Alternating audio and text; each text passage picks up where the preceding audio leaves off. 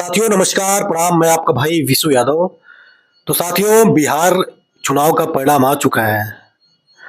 उस परिणाम को देखने के बाद उत्तर प्रदेश में समाजवादी पार्टी, जो भी विपक्षी पार्टियां हैं, अब सक्रिय हो जाइए। अगर आपको सत्ता चाहिए, सत्ता में आना है, तो ये जो आपके जो योजन सभा, लोहिया सभा के नेताजी लोग हैं, कह दीजिए ग्राउंड लेवल पे काम करना शुरू कर दे। सच्चाई यही है कि कोई धरातल पे काम नहीं कर रहा है। मैं बात करना चाहूंगा, उत्तर प्रदेश में समाजवादी पार्टी की जो संगठन है, जिसमें योजन सभा के नेता हैं लोग, लोहिया वाहिनी सभा के नेता, ग्राउंड लेवल पे कोई काम नहीं करता है। उन लोगों से ज्यादा आंदोलन हम लोग करके रख दिए हैं और कर भी रहे हैं। डीएलएड बीटीसी वाले 6-7 साल से शिक्षक भर्ती की मांग कर रहे हैं। इतना बड़ा बड़ा आंदोलन हुआ, कोई सपोर्ट नहीं, कोई धरातल पे सपोर्ट नहीं मिला हम लोगों को। इसलिए कहना चाह रहा हूं कि अगर बिहार परिणाम से थोड़ा भी सबक आपने लिया है तो अब से भी सीरियस हो जाइए, वरना परिणाम फिर वही आप ईवीएम खराब, तो ये वो यही सब रोना रह जाएगा। बीजेपी के लोग, एनडीए के लोग धरातल पे काम करते हैं। चुनाव जीतने के बाद भी उनकी जो मीटिंग्स हैं, उनके जो कार्यकर्ता हैं, धरातल पे बूथ स्तर पे काम करते हैं। तो इसलिए समाजवादी पार्टी के मुखिया राष्ट्रीय अध्यक्ष अखिलेश यादव जी से कहूंगा कि अपने लोहिया वाहिनी और ये जो जो लोग कार्यकर्ता हैं उनको लगाइए। ये लोग क्या करते हैं? ये वही काम करते हैं, जैसे आप बिहार चले गए तो आपसे फोटो खिंचवाने के लिए बिहार तक चले जाते हैं। आप कहीं भी जाते हैं तो ये 500-600 किलोमीटर गाड़ी चला करके सिर्फ आपसे फोटो सेल्फी लेने के लिए कि हाँ भैया हम लगे हुए हैं। टिकट के लिए भी परेशान रहते हैं, आपकी पार्टी के लिए परेशान नहीं है। आपके जो योजन सभा, लोहिया सभा, सचिव, महासचिव, अध्यक्ष, ये सब उन लोगों से ज्यादा हम लोग आंदोलन कर चुके हैं और उन लोगों से ज्यादा हम लोगों को युवा जानते हैं। इसलिए हम कहना चाहते हैं अखिलेश भैया कि इन लोगों को लगाइए, ये फील्ड वर्क करें। अगर एसआईआर का फॉर्म भरा जा रहा है तो बोलिए कि एकदम बूथ स्तर पे घर घर जा करके फार्म भरे हैं। वोट आपको चाहिए तो आपके पार्टी के कार्यकर्ताओं को एक्टिव होना पड़ेगा। और वही बिहार में नहीं हुआ। बिहार में फिर भी तेजस्वी यादव जी हर आंदोलन में भाग लेते हैं, कुछ ना कुछ करते रहते हैं। सक्रियता अगर नहीं बढ़ी तो 27 का चुनाव जीतना मुश्किल है। सिर्फ यादव के दम पे, मुसलमान के दम पे आप चुनाव नहीं जीत पाएंगे। जातिगत समीकरण भी सही नहीं है और बिहार में यही हुआ है। बिहार में आप देख सकते हैं कि बीजेपी 90+, जेडीयू 84, आरजेडी सिर्फ 25।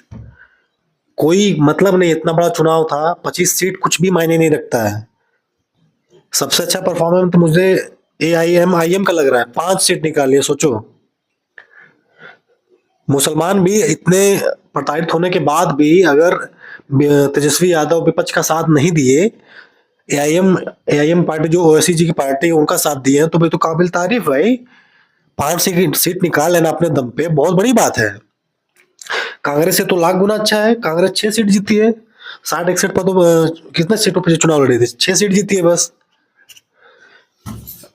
कांग्रेस पार्टी वोट चोरी मुद्दा पे जब कैंपेन हुआ था पूरा व्यापक स्तर पे, तेजस्वी यादव जी, राहुल यादव जी खूब कैंपेन किए, माहौल बना पूरा बढ़िया से। लेकिन चुनाव जब नजदीक आया, सीट शेयरिंग को लेकर के इन लोगों में विवाद होता है। विवाद होने के बाद बात यहां तक आ जाती है कि किसी प्रचार में ये लोग साथ दिखाई नहीं दिए, मनमुटाव हो गए इन लोगों में। तो कांग्रेस पार्टी भी कम चालू पार्टी थोड़ी है। कांग्रेस पार्टी भी, आप देखे होंगे कि दिख गया होगा कि कितने सीरियस होकर के चुनाव में मदद कर रहे हैं। राहुल गांधी जी भी उतना सीरियस नहीं नजर आए जितना हर चुनाव में वो सीरियस रहते हैं। तो कहीं ना कहीं कमियां विपक्षी पार्टियों में भी है, तो इसको स्वीकार करिए। और हम कह रहे हैं कि अगर तेजस्वी यादव जी, एआईएमआईएम की जो पार्टी है उस ओवैसी साहब की, उनको अपने गठबंधन में ले लेती किसी प्रकार मना करके, वो तो गए थे साथ मिलने के लिए। तो भाई एक बड़ा बड़ा चेहरा वो बन चुके हैं, इस बात को स्वीकार करिए। आप बी टीम कहना बंद करिए, वो चेहरा बन चुके हैं। बीजेपी यही काम करती है भाई। अगर थोड़ा भी कोई नेता उभर रहा है तो उसको अपने साथ मिला करके समर्थन दे करके उनको उनका वोट बैंक लेने का कोशिश करती है। आप देखे होंगे कि यूपी में कितना गाली दिए थे ओम प्रकाश राजभर जी। ओम प्रकाश राजभर जी ने कितना गाली दिया था बीजेपी को। लेकिन देखो आज उनको इतना बड़ा पद, कैबिनेट मिनिस्टर बना के अपने साथ रख लिया है। ये काम करती है बीजेपी। अगर आप किसी चीज को ईगो पे ले लेंगे कि हाँ ये मेरे साथ नेता थे और ये चले गए, अब इनको मैं नहीं रखूंगा, तो फिर चुनाव नहीं जीतेंगे आप। इस बात को तेजस्वी यादव जी भी ठान लें, जान लें। इस बात को अखिलेश यादव भैया भी जान लें। अगर राजभर जी अगर मान रहे हैं तो उनको मनाइए, चुनाव जीतना है तो मनाइए, दो बार चार बात कीजिए। अगर आप इस ईगो पे लेके चले गए कि नहीं हमको धोखा दे के चले गए, तो राजनीति में कोई धोखा नहीं होता, ना कोई संबंध होता है। और सबसे बड़ी बात मैं यही कहना चाहूंगा कि समाजवादी पार्टी अब से भी एक्टिव हो जाए। सिर्फ अपने कार्यालय में प्रेस कॉन्फ्रेंस करके आप चाह रहे हैं कि चुनाव जीत जाए, किसी मुद्दे पे आंदोलन नहीं, किसी भी मुद्दे पे धरातल पे उतर के संघर्ष नहीं हो पाएगा। ना ही आपका जातिगत समीकरण बढ़िया है, ना ही आप संघर्ष कर रहे युवाओं के लिए। लगाइए जो अगर पद लेके बैठे लोहिया वाहिनी के अध्यक्ष सचिव इधर उधर घूम रहे हैं, इनको लगाइए। युवाओं के बहुत सारे मुद्दे हैं। भर्तियां लेट हो रही है, पुरानी भर्तियां लंबित है, 69 शिक्षक भर्ती में आरक्षण घोटाला हुआ है, बच्चे कितना परेशान है। कोर्ट तक का आदेश, पिछड़ा वर्ग आयोग तक का आदेश, बेचारे 5-6 साल से वो संघर्ष कर रहे हैं को गार्डन में। उनके लिए तो जान दे देना चाहिए, उनके लिए तो किसी भी हद तक आपको सपोर्ट कर देना चाहिए। नई शिक्षक भर्ती की वह 7 साल से आंदोलन कर रहे हैं, कितना धरातल पे हम लोग को समर्थन मिला। हमारे ऊपर मुकदमा हुआ, कितना समर्थन पार्टी से मिला? कुछ नहीं मिला। जो लोग मुद्दा दे भी रहे हैं उनको समर्थन तक नहीं मिलता है। इसलिए देखिए, हमारी बात हो सकता है कि थोड़ा बुरा लगे या कुछ भी, लेकिन सच्चाई यही है, इसको स्वीकार करना पड़ेगा। धरातल पे कोई वर्क नहीं हो रहा है, ना ही जातिगत समीकरण सही बैठ रहा है आपके, ना ही आपके जो पद लिए हुए नेताजी लोग हैं वो संघर्ष कर रहे हैं। सिर्फ फोटो सेल्फी लेने के लिए परेशान। आज भैया से यहाँ मुलाकात हुई, आज भैया, अरे भैया जी पूछिए क्यों तुम यहाँ आए हो?